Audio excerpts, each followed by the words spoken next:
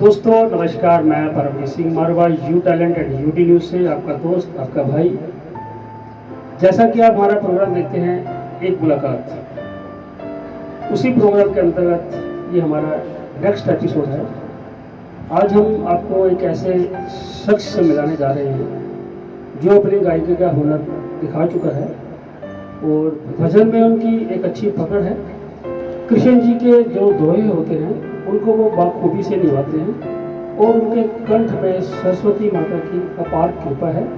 ना तो इन्होंने कहीं से यह भजन सीखे हैं, ना इन्होंने कोई क्लास ली है, ना इनका कोई गुरु है। ये एक ऐसी अद्भुत पर्सनैलिटी है जिन्होंने खुद ब खुद अपने इस मुकाम को हासिल किया है और अपना एक अच्छा नाम और रुतबा कमाया है। तो आज हमारी बातचीत सुमन चौहान जी से होने जा रही है, जो यूपी से आगरा शहर से बिलोंग करते हैं। आज वो हमारे बीच हमारे स्टूडियो आए हुए हैं। तो आज आपकी बातचीत उनके साथ, उनके जीवन का जो कहते हैं ना, कुछ पास्ट स्टोरी होती है, कुछ फ्यूचर प्लानिंग्स होती है, उसके लिए आज हमारे बीच वो आ चुके हैं। तो आइए मिलते हैं सुमन चौहान जी से। सुमन जी, आपका स्वागत है हमारे स्टूडियो में। बड़ा अच्छा लगा आप हमारे स्टूडियो आए और इतना समय निकाला। तो आज हमारे दर्शकों को आप बताएंगे कि आपकी जो पास्ट स्टोरी है, फ्यूचर में जो आपकी प्लानिंग्स है, उसके बारे में आपका क्या सिस्टम है, क्या विचार है और किस तरह से आप उसको परिवार के साथ रहते हुए इतना समय संगीत को देते हो, प्रैक्टिस को देते हो, फिर भजन संध्या पे जाते हो, फिर कई म्यूजिकल शोज पे भी जाते हो। तो कैसे इतना टाइम मैनेज करते हो, इसके बारे में आप सारी बातें खुद बताएं हमारे दर्शकों को। हेलो दोस्तों, राधे राधे, जय श्री कृष्णा। तो आइए, मैं कन्हैया के दोहे से कुछ शुरुआत करना चाहती हूँ कि दिल ने किया है याद तुम्हें, हूँ मिलने को मजबूर, तड़पत में दिन रात हूँ कि मेरा दिल ये मुझसे छीना गया है। इस जहां से मैं अक्सर सताई गई हूँ। मेरे हाल दिल पे यूं हंसने वालों, मैं ऐसी नहीं थी, बनाई गई हूँ। न चिंगारियाँ हैं, न आतिश, न शोले, तेरे जलवों से मैं तो जलाई गई हूँ।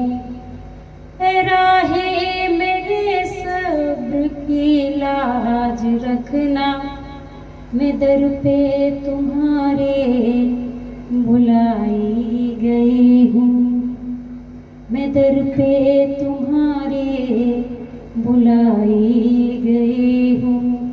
जय श्री श्याम। तो देखा दोस्तों, आपने सुना कितने ही दर्द भरी आवाज़, कितना प्यार है इस आवाज़ में। तो आज आपसे हम पूछते हैं, सुमन जी, आप हमारे स्टूडियो आए हैं, तो आपने ये जो गायकी सीखी है, जो मुझे पता लगा है कि आपने सीखा कहीं से नहीं है।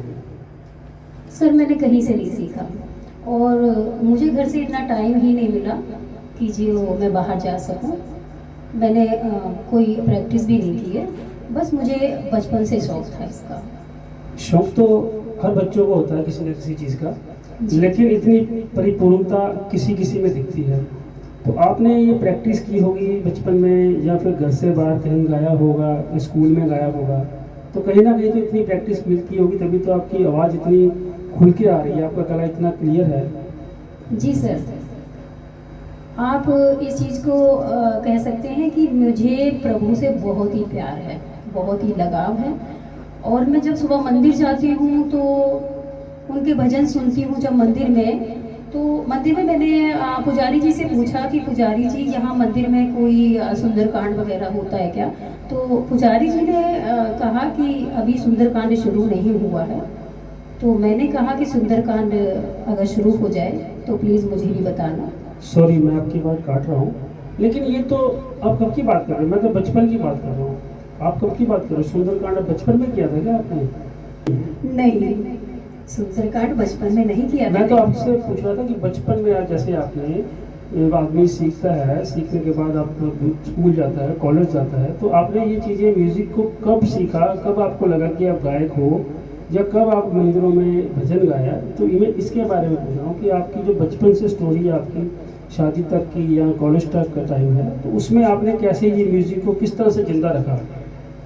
सर बचपन में स्कूल जाती थी लेकिन मुझे गाने का कोई मौका नहीं दिया गया। लेकिन आप गुनगुनाते थे?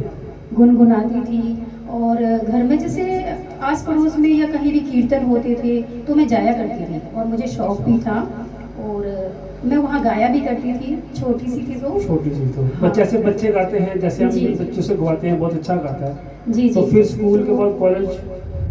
हाँ जी। तो जैसे जैसे मैं बड़ी होती गई वैसे वैसे मैं मंदिरों में जाती रही, और मंदिर में मैंने प्रैक्टिस की थोड़ी गाना गाने की। जैसे भजन चल रहे हैं तो मैं भजन गाया करती थी। सबसे पहला मेरा जो भजन था वो बचपन में जो मैंने गुनगुनाया था वो ये वाला था कि छोटी सी लड़की पार्वती शिव जी की पूजा करती थी। ये वाला भजन था।